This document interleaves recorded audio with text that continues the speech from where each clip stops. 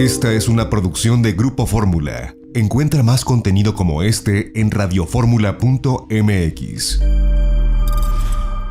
¿Ya están listos para escuchar al doctor Sergio Rosales? Nos va a hablar del papiloma, qué es, cómo se transmite y sobre todo de cómo prevenirlo. Hablemos de la vacuna del papiloma. También hablaremos con María Casuso de mitos y realidades de la muerte de cuna y cerraremos con broche de oro hablando con Manuel Sotomayor sobre el poder de nuestra voz interior. Soy Gina Ibarra y es momento de que hablemos de mamá a mamá. Comenzamos.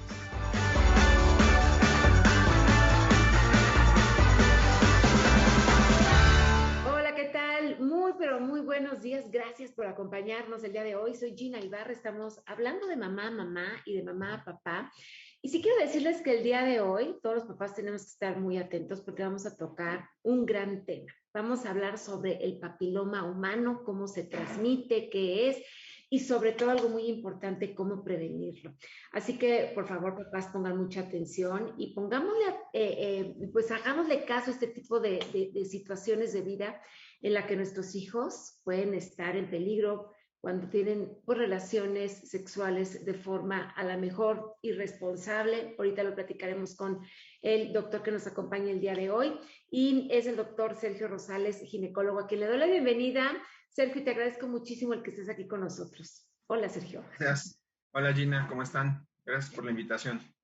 Gracias a ti de verdad por hablar de este gran tema. Y pues bueno, hablemos, ¿qué es el papiloma? Empecemos por la pregunta obvia. Sí, bueno, es un virus, como muchos que nos pueden afectar, y este virus tiene muchos primos, por así decirlo, que son, vamos a ponerles un número como nombre, y estos virus, que van a ser alrededor de 200, van a afectar algunos al ser humano, algunos a alguna parte específica del cuerpo, y en este caso los que nos preocupan o los que nos llaman a la plática son aquellos que van a afectar el área genital de la mujer, y algunos son muy específicos, les gusta el cuello de la matriz, el cuello del útero, porque favorece el desarrollo de cáncer con el tiempo. Ok, es importante lo que estás diciendo porque yo me refería al papiloma cuando tienes relaciones sexuales, pero existe un papiloma, ¿no? Según estoy entendiendo, que no precisamente te da por tener relaciones sexuales, ¿o no? Exacto, hay algunos tipos de virus del papiloma humano que no nos van a hacer nada, que pueden estar o no en contacto con nosotros, pero es un virus que no nos va a hacer ningún efecto. Hay algunos virus que son los que vamos a conocer como de bajo riesgo, que a este le gusta hacer lesiones como verrugas, los conocidos como condilomas, que son lesiones a nivel de los genitales que tienen una forma como coliflor, por así decirlo, y que son bastante desagradables a la vista, pero que no van a tener otro efecto. Solo generan esas verrugas en el área genital. Y algunos otros, que son los que se van al cuello de la matriz, que esos son los que tienen un potencial de desarrollar cáncer. Los demás, estos son un número determinado de los virus que nos van a hacer algo. Los demás no nos van a hacer nada. Podemos estar en contacto con ellos y no nos va a pasar ni verrugas, ni cáncer, ni nada.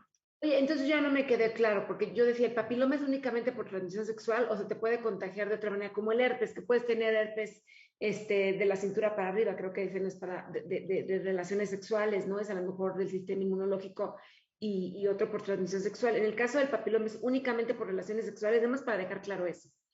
Claro. Virus papiloma humano que afecta área genital solamente es por contacto.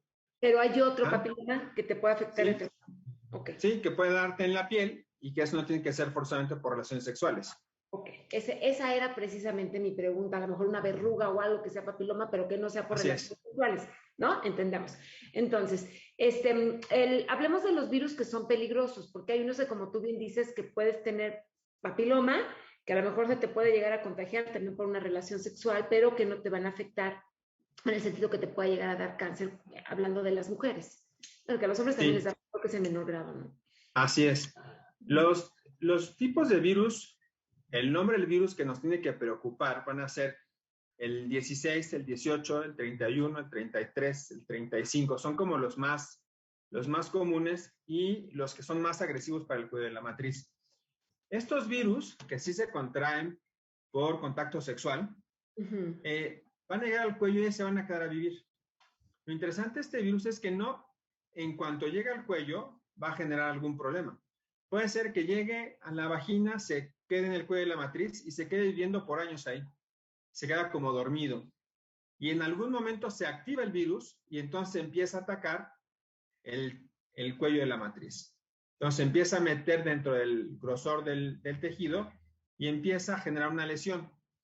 Esta lesión, que ya la podemos nosotros identificar con los estudios que tenemos, la citología, la colposcopía o incluso con una biopsia, es la que nos va a servir para identificar si ya tenemos un virus que me está atacando. Y si tengo una lesión, esta lesión una vez que aparece, puede tardar años, no sé, alrededor de 5 años, en generarme cáncer. Entonces tengo que dejar pasar mucho tiempo si no hago nada para que me dé. No es que me llegue el virus y mañana aparezca con cáncer. Necesitan años.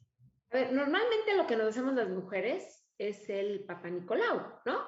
Con ese estudio de Papá Nicolau, ustedes como médicos se pueden dar cuenta si existe el papiloma humano o no, y cómo identifican si es del 70, del 34, del 20 o del número que sea, para distinguir entre si es del agresivo que puede llegar a un cáncer o uno que pues nada más puede ser molesto, ¿no? Que se queda ahí nada más.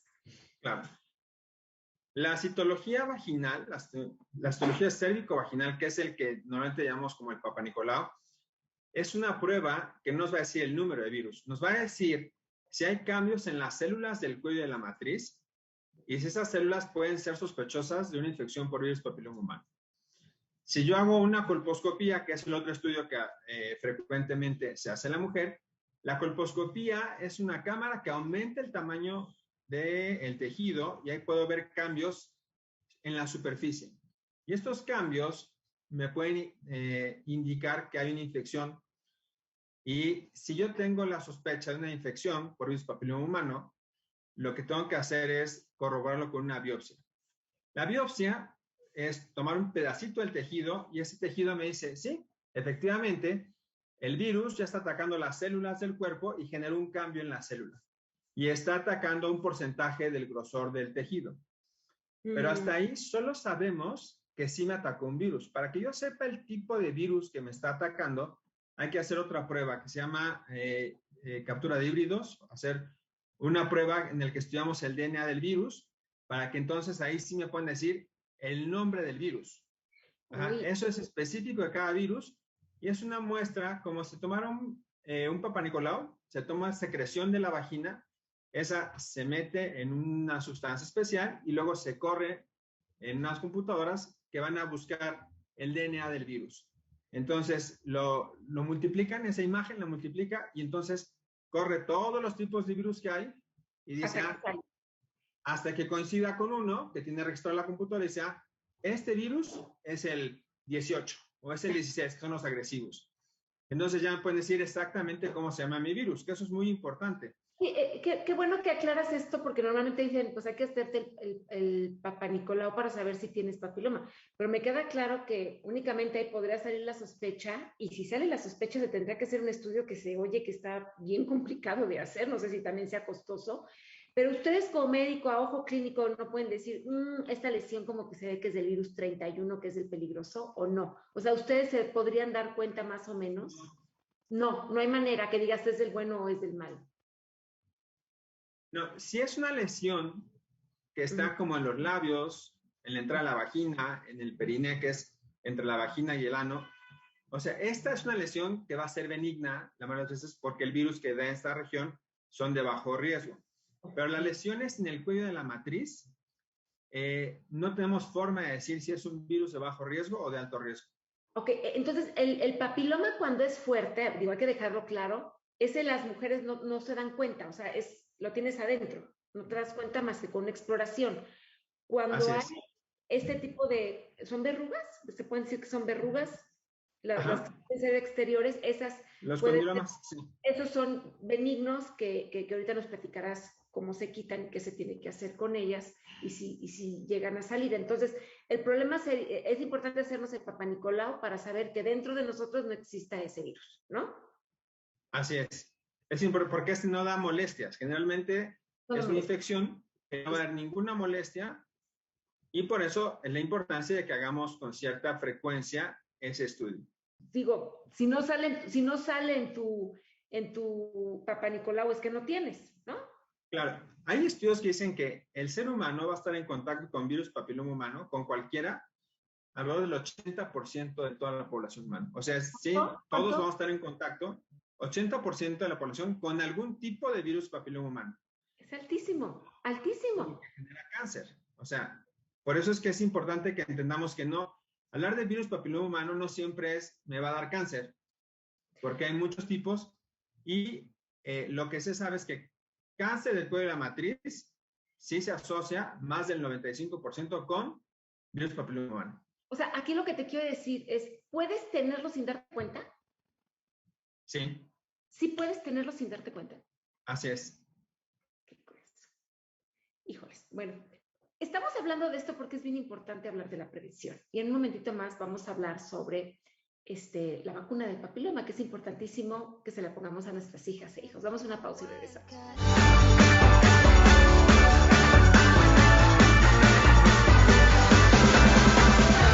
Ustedes hablando con el doctor Sergio Rosales, hablando sobre el virus del papiloma y sobre la conciencia que tenemos que tener como padres, el vacunar a nuestros hijos, una vacuna que tengo entendido está dentro de la cartilla de vacunación, ahorita Sergio nos dirá, y que yo sé que por la pandemia, pues muchas vacunas se han dejado de poner.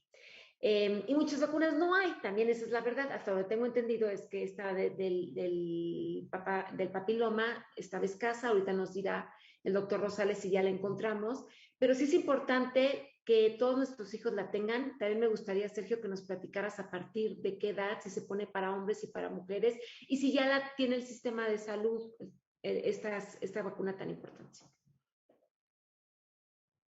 Sí, esta es una vacuna muy, muy importante. Cuando se desarrolla la vacuna, se enfoca a la prevención de cáncer, básicamente, es cuando sale. En ese entonces, el cáncer cervicuterino era la primera causa de muerte en las mujeres. Entonces, sale la vacuna y el esquema se prioriza vacunar a las mujeres porque eran las que se morían principalmente por cáncer del cuello de la matriz. Entonces, al aplicar nosotros el virus, la vacuna, disminuimos la agresividad del virus. Esto quiere decir que puedo tener el virus, pero retraso que se active, que me desarrolle una lesión y que me pueda dar cáncer.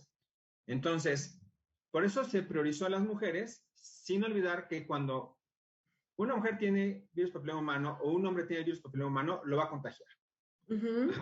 Sobre todo contagias cuando tienes lesión activa, que es decir, cuando el virus ya generó una lesión que se puede diagnosticar, entonces cuando voy a contagiar. Entonces, yo tengo virus papiloma humano, ¿me debo poner la vacuna? Sí, sí me la debo poner porque va a ser menos agresivo. Ahora, lo ideal es que me ponga la vacuna antes de que me contagie, antes de que esté en contacto con el virus. Eso es, idealmente, antes de empezar con la vida sexual. Esa es como la recomendación. La edad, por ejemplo, las mujeres, los 12, 13 años, se recomienda que se pueda aplicar la vacuna. Hay una variante en los esquemas, una variante que dijo que mujer joven, las niñas, por ejemplo, adolescentes, se pueden poner 2 dosis. Y una vez que tengo vida sexual, hay un refuerzo que se pone una tercera dosis. La vacuna sí está dentro del esquema de vacunación, pero desafortunadamente no siempre hay la vacuna. Ahora con todo de pandemia tuvimos escasez de la vacuna, pero sí es una vacuna que se debe promover para todos, no nada más para las mujeres, porque también a los hombres les puede dar la infección y pueden contagiarlo, y también disminuye la agresividad de los virus en el hombre. Entonces, sí es muy importante que no solo enfoquemos que la prevención es en la mujer, sino debe ser en el hombre y en la mujer. Entonces, quedamos claros que esta vacuna, si tienen hijas e hijos entre 12 años, 13 años, hay que aplicarles la vacuna. Si ya tienes una vida sexual, así es. El doctor también recomienda que te pongas la vacuna porque si ya tienes el virus, eso hace que se atenúe o se atonte el virus y no sea tan agresivo en tu cuerpo, cosa que no nos dicen. Entonces creo que es importante hablar de esto, ¿no, Sergio? Así es, sí es muy importante que todos tengamos la vacuna. Incluso si uno tiene una prueba negativa, uno siempre está expuesto al virus, a lo largo de la vida. Y otra cosa importante es que el virus puede haber estado dormido en tu cuerpo durante 20 años y expresarse ahorita. Okay. Entonces, si yo tengo un Papá Nicolau que sale negativo y el año siguiente es negativo y de repente un día me sale positivo, no quiere decir que me acabo de contagiar, quiere decir que en algún momento contraje el virus y se expresa ahorita. Entonces, por eso es importante que aunque tenga una astrología negativa, si yo tuve más de una pareja sexual, me ponga la vacuna. Eso es por protección. Y al final, lo que quiero prevenir es que me dé cáncer. Oye, a mí estoy pensando en los chavos que tienen a lo mejor relaciones sexuales y decía al principio yo fue mi responsable porque a lo mejor encuentran a alguien, la ven bonita o bonito, perfumado y no saben qué tenga y sin preservativo tienen una relación sexual, porque creo que el preservativo ayuda a que no te dé, ¿verdad? ¿Estoy en lo cierto? Exacto. Ok, la tienen sin preservativo, se contagia a los 18, 20 años y a lo mejor a los 30 que se casa, contagian a su pareja sin saber que lo tienen. Puede llegar a suceder, ¿no? Exacto. Eso es lo más común que puede pasar. Oye, tenemos preguntas del público y dicen, Norma, ¿cómo saber si el virus del papiloma está muy avanzado? ¿Está muy avanzado? Bueno, el virus cuando se activa va a generar una lesión, va a generar un cambio en el tejido. Ajá, va a aparecer. Si el virus está dormido, por así decirlo, tu cuello, si hacemos una colposcopía, que es hacer una imagen más grande del cuello, lo vamos a ver normal. Pero cuando se activa el virus, empieza a generar cambios en la superficie y ese cambio ya lo puedo ver. Es el cambio que yo estudio, le puedo tomar una biopsia y de ahí hacer el diagnóstico. Ahora, cuando el virus se mete al tejido, como al grosor del tejido, y mientras más tejido abarque, es más agresivo, hasta que llega como a la base. Cuando llega a la base, se va a convertir en cáncer. Entonces, ¿cómo sé qué tan avanzado está? Con una biopsia. Oye, ¿Ande? ¿y no sería conveniente ya cuando si te dicen que lo tienes que te quiten la matriz? Es muy drástico. O el cuello, eso para que ya tuviste hijos a lo mejor, para que no se te vaya a hacer metástasis o algo. ¿No sería bueno? Es un tema que es muy controvertido porque de repente el ofrecerle a una mujer quitarte el útero siempre les genera impacto. Ahora, lo que es más importante es que yo identifique qué tipo de virus tengo. Ajá, porque además, si yo quito el cuello, el virus sigue viviendo en la vagina y en un porcentaje menor me puede afectar también a la vagina. Entonces, de todos modos, o sea, ya no me va a dar cuello en el cuello de la matriz, pero me puede dar cáncer de vagina. Entonces, lo que tengo que hacer es identificar qué tipo de virus tengo. Eso es mucho más importante a decir, bueno, quito el útero, ya no tengo este problema. Ok, pero ¿qué te hacen? Ya que lo tienes, ya señora, tiene, ¿qué haces? ¿Te dan tratamiento? ¿Te operan? ¿Qué hacen? Puedes quitar la lesión, que esa es la que va a avanzar. Si yo tengo una lesión que ya identifiqué que es por virus papiloma humano y es de bajo riesgo, esto es importante, la lesión es de bajo riesgo, en el 70% de los casos va a curar sola y el 30% puede avanzar a una lesión más agresiva. Okay. Si es una lesión de alto grado, esa lesión la tengo que quitar. Para quitarla hay varias formas. El chiste es o que congeles, o que lo quemes, o que lo cortes el cuello, quitando la lesión, dependiendo del tamaño de la lesión que tengas. Eso el especialista la va a ver, determina cuál es el mejor tratamiento para esa mujer. ¿Y ya no vuelve a salir, ya que te lo queman o que te lo congelan o lo que estás diciendo? ¿Ya no vuelve a salir? Quitas esa lesión. Esa lesión se quita y partes otra vez de cero. Pero puedes volver a tener una lesión. Ahora, no siempre que lo tengas vas a tener lesión. Hay factores que se asocian a que te aparezca una lesión, que es que me bajen las defensas, que tenga más factores de riesgo. Quiere decir que yo cambié mucho de parejas sexuales, por ejemplo. Siempre después de un embarazo, por ejemplo, bajan las defensas, hay cambios en el cuello de la matriz, hay que revisar que no avance o que no aparezca una lesión. Entonces, siempre que tenga un evento importante, lo tengo que revisar.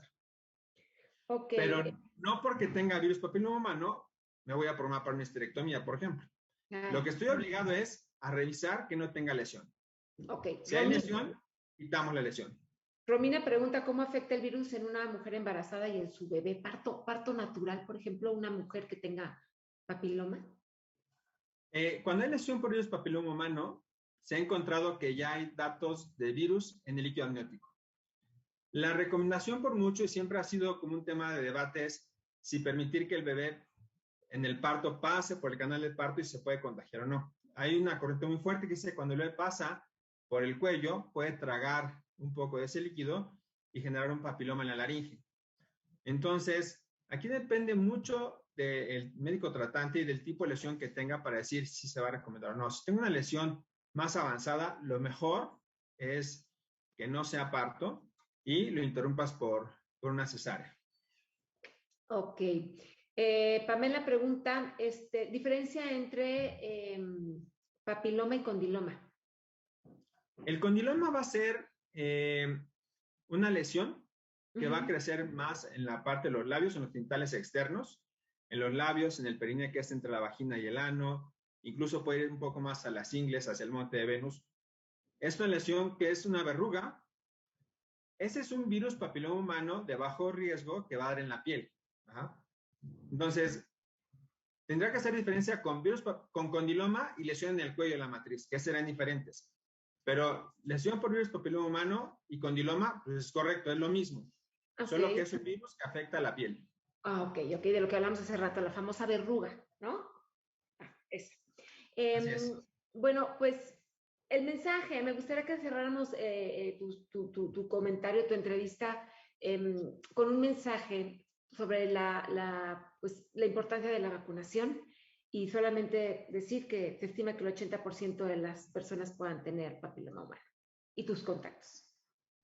Sí, la vacunación es importante para todos debemos vacunarnos, idealmente antes de empezar vida sexual activa, eso es importante. Y lo otro, el estarnos checando constantemente para ver que no tengamos lesión. Mi teléfono, 55-5405-8678 y mi correo, dr.sergiorosalesortiz@gmail.com. Muchísimas gracias, Sergio. Te mando un abrazo, Sergio Rosales, ginecólogo. Gracias. Vamos a una pausa y regresamos. Gracias, saludos.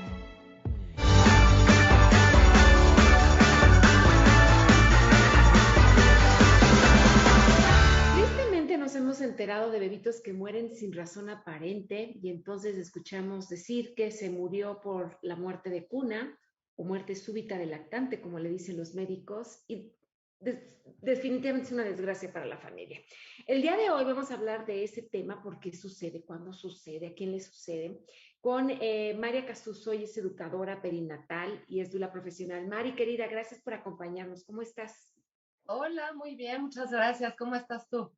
Muy bien, feliz de la vida de tenerte aquí en el programa para hablar de este tema. Oye, para hablar de este tema que yo creo que todos conocemos a alguna mamá o alguien, a lo mejor no cercano, pero te dices que su bebé se murió de muerte de cuna. Qué triste, explícanos esta definición. ¿Cuál es la muerte de cuna? Mira, el síndrome de muerte súbita del lactante, que es el nombre correcto, Ajá. es cuando el bebé deja de respirar y por esa causa muere. Es bien difícil determinar la causa. Incluso si se hiciera una autopsia, sería muy poco probable poder determinar la causa exacta de la muerte. Pero sabemos que es algo que ocurre dentro del primer año de vida y con mayor frecuencia entre los 2 y los 4 meses de edad. ¿Más en hombres, en mujeres y en alguna estación del año? Tengo entendido que también hay por ahí un antecedente, ¿no? Fíjate que más que las estaciones del año y más que el género, aunque sí hay un poquito más de probabilidades en hombres, hay un poco más de probabilidades en el frío, pero está muy relacionado, por ejemplo, en la época de frío está muy relacionado con que sobrecalentamos a los bebés. Y esa es una de las causas, o digamos, de las condiciones que ponen más en riesgo a los bebés. Cuando queremos que no pasen frío y les ponemos 3 cobijas encima, por ejemplo, el bebé es muy fácil que quede atrapado abajo de esas 3 cobijas. Entonces, aquí hay 2 situaciones. Una de las teorías es que el bebé tiene una incapacidad para poder despertarse o responder a estímulos y por esa razón deja de respirar. Y la otra es que no tiene la capacidad física para medir su dióxido de carbono.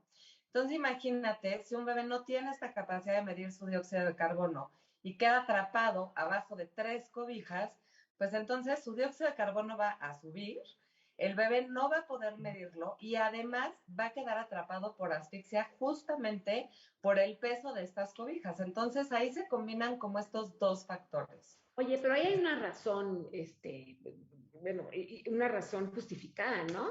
que el bebé quede abajo de las cobijas.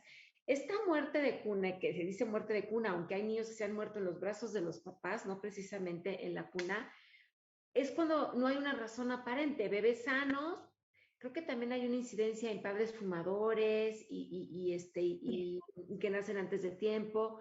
Platícanos un poquito de eso, porque cuando Mira, sí las cobijas, pues sí es una razón que se justifica, ¿no? Que puede suceder. Mira, digamos que lo que pasa es que el nombre correcto es muerte súbita del lactante, o sea que muere súbitamente. Puede ser en la cuna, puede ser en los brazos de mamá, puede ser porque quedó asfixiado bajo de las cobijas, pero tienes razón, hay diferentes indicadores, digamos, que ponen más en riesgo a los bebés. Por ejemplo, los bebés hijos de mamás adolescentes tienen más riesgo de tener síndrome de muerte súbita del lactante, los bebés prematuros, los bebés que tienen un hermano que ya sufrió muerte súbita del lactante también tienen más riesgo.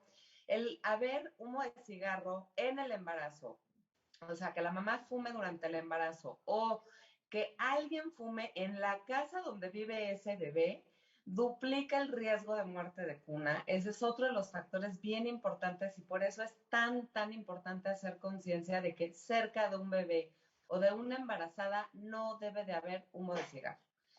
Otro de los indicadores, por ejemplo, es que los niños amamantados tienen menos riesgo de muerte súbita del lactante a comparación de los bebés alimentados con leche en fórmula.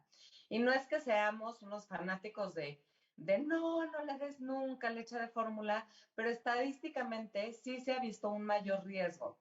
En parte porque les cae más pesada la leche, les cuesta más trabajo despertarse y esto caería en una de las primeras causas, que es que el bebé tiene una incapacidad para despertarse estímulos. Otra de las razones, por ejemplo, es dormir en camas que tienen colchones blandos, tener juguetes, almohadas y otros objetos dentro de la cuna con los que el bebé pudiese asfixiarse. Hay otro indicador que es cuando practicamos colecho, cuando estamos compartiendo la misma cama que papá y mamá, el colecho puede practicarse de forma segura bajo ciertos lineamientos, pero hay muchas familias que practican colecho sin conocer estas medidas de seguridad. Entonces, esa es una de las razones que también aumenta el riesgo. Los partos múltiples también son un factor de riesgo para estos bebés. Dormir boca abajo o de lado, ese es otro de los factores de riesgo. Y fíjate que ahí la Asociación Americana de Pediatría ha ido marcando lineamientos a lo largo de las décadas. Hace varias décadas decía que todos tenían que dormir boca abajo. Luego descubrieron que muchos bebés que tenían esta como no tanta fuerza en el cuello, a veces quedaban como aprisionados respirando el colchón y no entraba aire y eso aumentaba el síndrome de muerte súbita del lactante. Entonces de ahí la recomendación fue dormirlos de lado y después se dieron cuenta de que un bebé que está dormido de lado es mucho más fácil que se voltee boca abajo a que se voltee boca arriba y entonces caeríamos en la definición anterior, que queda atrapado en el colchón. Entonces, hoy en día, la recomendación es que los bebés duerman boca arriba y eso ha disminuido de manera súper importante el riesgo de muerte súbita. Oye, pero como bien dices, lo cambian, porque mi primer hijo durmió boca abajo, el segundo de lado y la tercera boca arriba, porque van cambiando. Y a mí lo que me daba miedo cuando era la de boca arriba es que se fueran a tragar el vómito. Muchas veces los niños les das lechita y llegan a vomitar, o no sé, ese es el miedo que a mí me daba y le compraba yo incluso esos tipo, no sé, les llaman quesitos o no sé, que los metes en medio para que quedaran apretaditos. Unos como triangulitos para que no se giren, ¿no? Exacto, pero sí, la verdad es que es un tema. Y también otra cosa que me decía con este tema del frío y que ya vamos a entrar a etapa de frío, que estamos en otoño, me decían eso, que no les pusiera muchas cobijas y que les pusiera mamelucos calientes y que sus cunitas las levantara era la sección amarilla en ese tiempo, esos libros gordos para que se quedara levantada un poquito el colchón y pudieran respirar. Esas eran mis indicaciones cuando mis hijos eran pequeños. Uno ya está universitario, o sea, hace muchos años. A mí también me tocó la sección amarilla y está en prepa apenas, pero bueno, debo decir, esta cuestión de levantar el colchón con secciones amarilla o con colchones antirreflujo, en realidad es para resolver casos de reflujo, no para evitar la muerte súbita del lactante. Son dos cosas completamente diferentes. Ahora, con respecto a este miedo que me comentas de, es que qué tal que vomita y entonces broncoaspira y esa podría ser una causa, es mucho más fácil que un bebé boca arriba, si vomita, gire la cabeza de lado para que justamente no broncoaspire, a que un bebé que está boca abajo pueda levantar la cabeza, que se requiere mucha más fuerza para poder respirar cuando está atrapado en el colchón. Entonces, por esa razón es que se han disminuido tantos casos de muerte súbita de lactante con esta nueva postura. Ahora, justamente como es algo que no se conocen exactamente las causas, ni se conocen a detalle como qué está pasando en el organismo del bebé y cómo prevenirlo. Lo único que conocemos son las estadísticas. Entonces ha sido un poco a base de prueba y error, ¿no? Entonces, ¿qué pasa? Que la Asociación Americana de Pediatría, que normalmente es la que rige este tipo de estándares, primero dice, bueno, hay que ponerlos de esta manera, lo dice, no, aquí hay muchas muertes de cuna, entonces vamos a cambiarle, aquí disminuimos, y ahorita lo volvieron a cambiar, tiene más o menos unos 6 años, pero sí es un hecho que desde que los bebés duermen boca arriba hay un índice mucho más bajo de este tipo de muerte súbita de lactante. Oye, ya nos falta poquito, me gustaría que me dieras tu opinión sobre estos colchones que hacen ruido cuando el niño deja de respirar, que es apnea del sueño, ¿no? Creo que le llaman. Y entonces, pues está suena y suena la alarma. Y digo, si de por sí uno como mamá cuando tiene bebés no duerme, si estás viendo que respire bien y que no vomite, en un minuto para que nos des también tus contactos, Mari. Mira, estos colchones yo les diría que no gasten su dinero. Si pasa un camión junto a su departamento va a sonar la alarma y todo el mundo va a pegar un brinco y realmente son poco efectivos. No está demostrado científicamente que hagan un cambio en la prevención de muerte súbita de lactante, entonces yo les diría que no tienen su dinero con esto. Mejor hay que apegarnos a las recomendaciones de la Organización Mundial de la Salud, que son las que platicamos ahorita. Y pues mis contactos, Parto Consciente, ahí me encuentran en redes sociales. Gracias, Mari. Y hay cosas que podemos hacer, otras no están en nuestras manos, pero por ejemplo, el no fumar en el embarazo y no permitir que nadie fume cerca de nosotros. Y ahí, cuando nuestro hijo nace, es importantísimo para evitar ese tipo de problemas. No humo de cigarro y leche materna son dos grandes aliados para la prevención de la muerte de cuna. Gracias, María Casuso. Vamos a una pausa comercial y regresamos rapidísimo.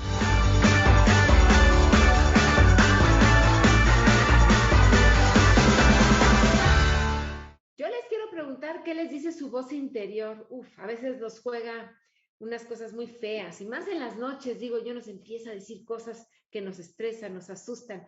Hoy vamos a hablar de ese tema. Cuando realmente entendemos el poder que tiene nuestra voz interior, todo cambia. Y está aquí con nosotros Manuel Sotomayor, fundador de la empresa Mentalidad de Tiburón, Desarrollo Humano e Ingeniería Mental. ¿Cómo estás, querido Manuel? Gracias por acompañarnos el día de hoy.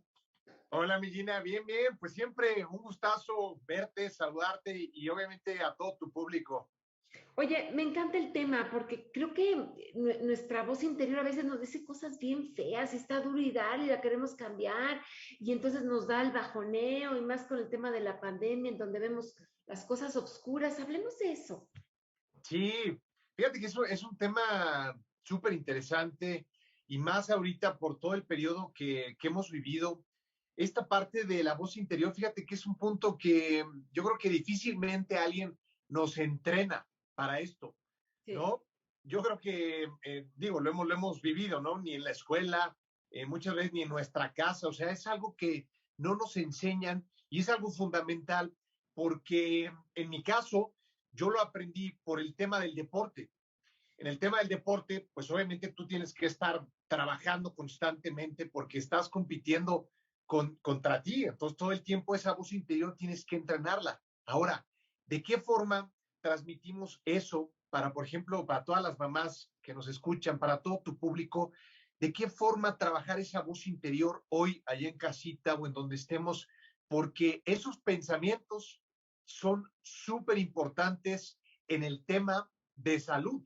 Y esto creo que ya hemos escuchado muchísimo de eso, ¿no? Pero es bien importante el recordarles a las personas que cada pensamiento que nosotros tengamos, ese pensamiento va a generar a su vez químicos que nos van a ayudar o nos van a perjudicar. Entonces esa parte es bien importante, mi Gina. Por supuesto, pero ¿cómo le hacemos para detener esos pensamientos negativos que todos llegamos a tener? Y como tú dices, sí hace falta un entrenamiento para poder manejarlos y bloquearlos y ponerlos positivos. O sea, ¿qué hacemos para entrenar? ¿Qué hiciste tú como deportista para bloquear esos pensamientos? Hay quien se pone una liga, yo tengo un amigo que se pone una liga y cuando tiene un pensamiento negativo se jala y se está dando ahí apretones en el brazo. Yo no sé si eso funcione, pero bueno, es parte de su terapia que él hace. Sí, fíjate que el primer paso para este tema es el desarrollo de la conciencia.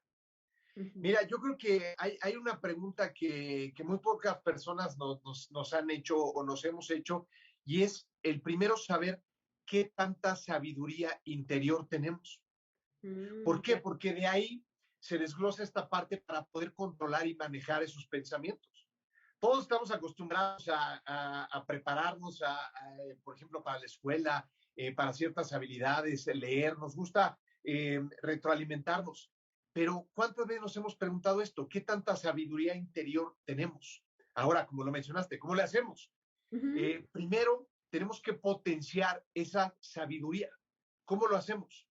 Y de una forma muy práctica, primero tenemos que entender que hay 3 niveles en esta parte para potenciar la sabiduría. El primero es esa sabiduría que tenemos hacia nosotros mismos. Nosotros sabemos qué está bien y qué está mal. Eso es muy sencillo. Nosotros podemos saber si eso que estamos pensando es algo malo o es algo bueno. Al igual que si, por ejemplo, en el tema de la alimentación, sabemos qué debemos de comer, qué es Ajá. bueno y qué es malo. Ese es el primer paso. El segundo paso, que es, digamos, como si fueran escaloncitos para potenciar esta sabiduría interior, es eh, desarrollar esta parte de empatía hacia las demás personas. Ese es el siguiente paso, entender qué es lo que las personas están sintiendo.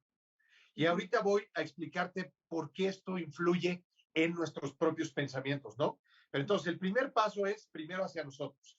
El segundo, entender y desarrollar esa sabiduría hacia las demás personas para comprender y generar esa empatía y sentir lo que las otras personas están pensando o sintiendo, ¿no?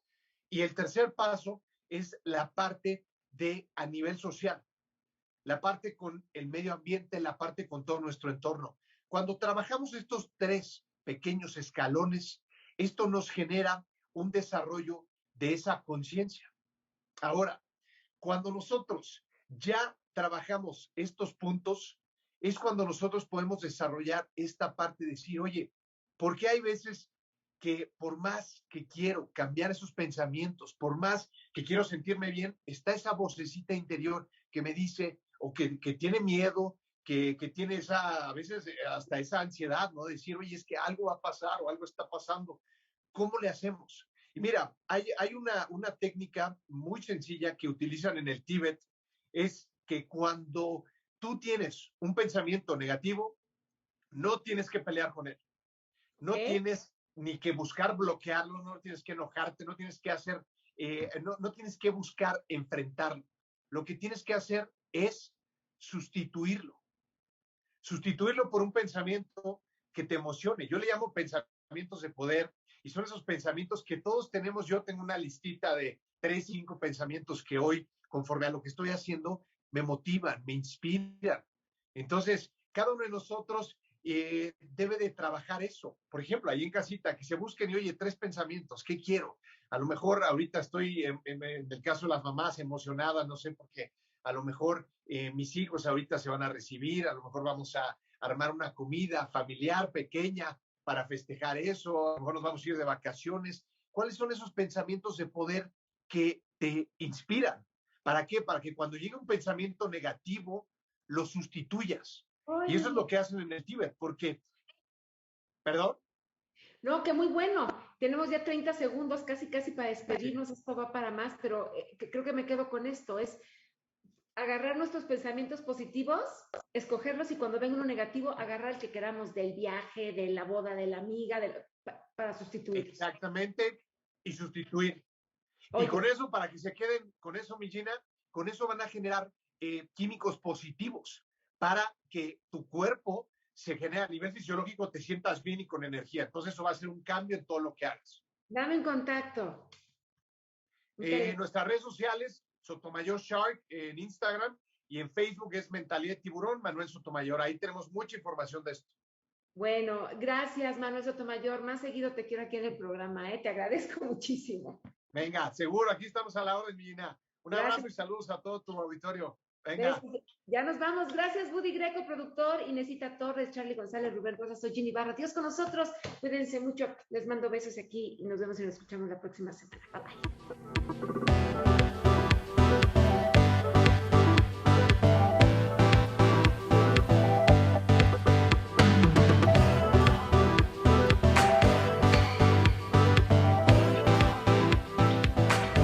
Esta fue una producción de Grupo Fórmula. Encuentra más contenido como este en radioformula.mx.